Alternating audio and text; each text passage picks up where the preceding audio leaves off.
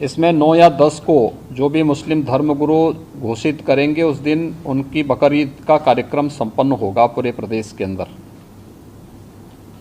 और 14 जुलाई से लेकर के लगभग श्रावण पूर्णिमा तक यह पड़ेगा। 12 अगस्त को रक्षाबंधन का पर्व भी पड़ेगा। प्रत्येक सोमवार के साथ साथ जिस दिन महाशिवरात्रि का आयोजन होगा उस दिन सभी देवालयों में भी भीड़ भाड़ होगी। 31 जुलाई से लेकर 12 अगस्त तक अयोध्या का सावन मेला भी है। 2 अगस्त को नाग पंचमी का भी पर्व पड़ेगा और 31 जुलाई से 9 अगस्त के बीच में मुहर्रम भी है। देखिए, सभी आयोजन एक दूसरे के साथ जुड़े हुए हैं। मुहर्रम के दौरान तृतीय सोमवार 1 अगस्त को पड़ेगा, चतुर्थ सोमवार 8 अगस्त को पड़ेगा। रक्षाबंधन का आयोजन भी इस दौरान है और श्रावण पूर्णिमा 12 अगस्त को पड़ेगी। ये नागपंचमी, रक्षाबंधन और जो 2 सोमवार भी इस दौरान पड़ेंगे। इस दिशा से इसकी कार्य योजना बनाने के लिए जो हम लोगों ने धर्मगुरुओं के साथ संवाद बनाने की कार्रवाई को विभिन्न अवसरों पर अपनाया है, उसको हम पहले से ही तैयारी कर लें और बहुत सारे जनपदों ने इस पर अपना कार्य प्रारंभ भी किया है। और मुझे लगता है कि हमें इसको एक निरंतरता देनी चाहिए। संवाद बनाने में कोई भी किसी भी प्रकार की कोई समस्या नहीं होनी चाहिए। ये निचले स्तर पर कहीं पर थाना स्तर पर पीस कमेटी की मीटिंगों के माध्यम से और थानाध्यक्षों के और अन्य जो हमारे इंस्पेक्टर, सब इंस्पेक्टर हैं, इनके माध्यम से भी कुछ धर्मगुरुओं के साथ, पुजारियों के साथ या अन्य जो मौलवी हैं उन सब के साथ हम लोगों को संवाद बनाने में कोई भी संकोच नहीं होना चाहिए। समाज के जो मानिंद हैं, अलग अलग तबके के, उन लोगों के साथ भी संवाद बनाने में हमें किसी भी प्रकार का कोई संकोच नहीं होना चाहिए। दूसरा, उससे ऊपर भी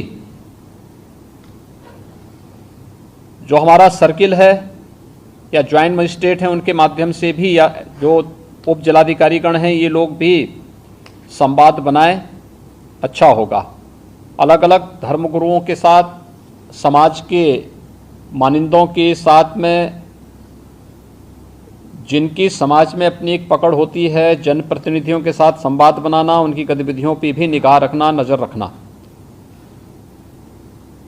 ऐसे ही जो एडिशनल एसपी और एडीएम स्तर के अधिकारी हैं, वे लोग भी अपने इस कार्यक्रम को करें और जनपद स्तर पर जिलाधिकारी और पुलिस अधीक्षकों को भी संवाद के इस कार्यक्रम को आगे बढ़ाना होगा।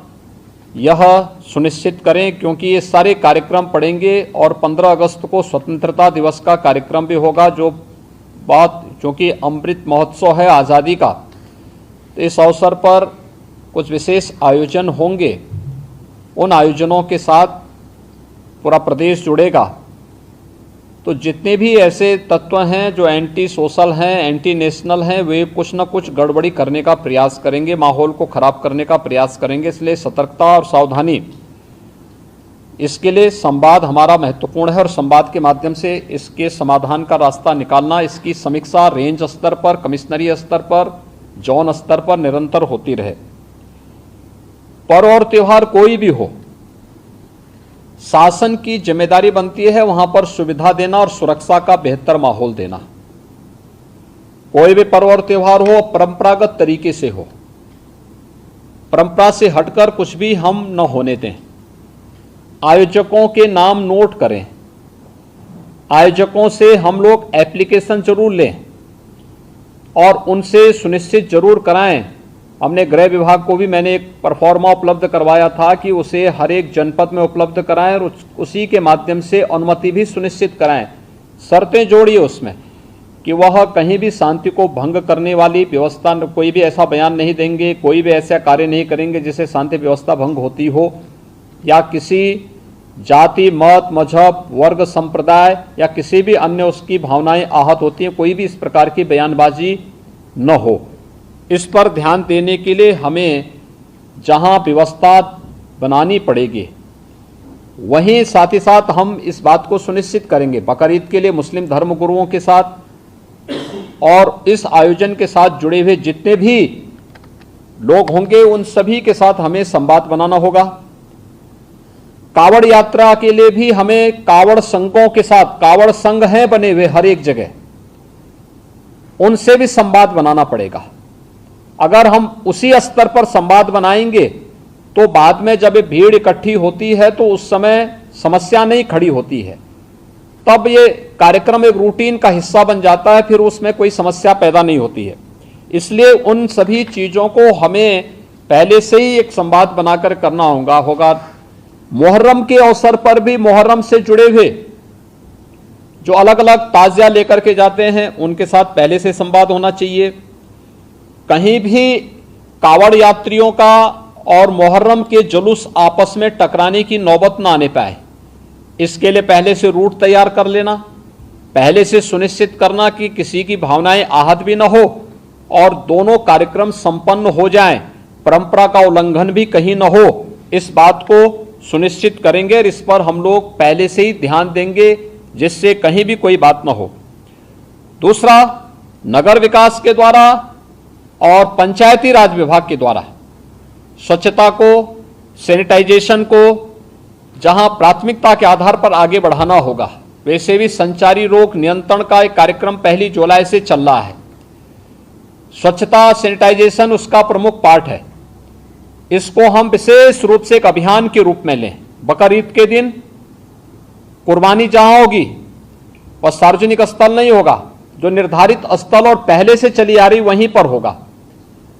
हम सुनिश्चित करें कि यह स्थान कोई सड़क, कोई चौराहा या कोई ऐसा सार्वजनिक पार्क या कोई ऐसा स्थल न हो जहां को लेकर के अनावश्यक विवाद हो।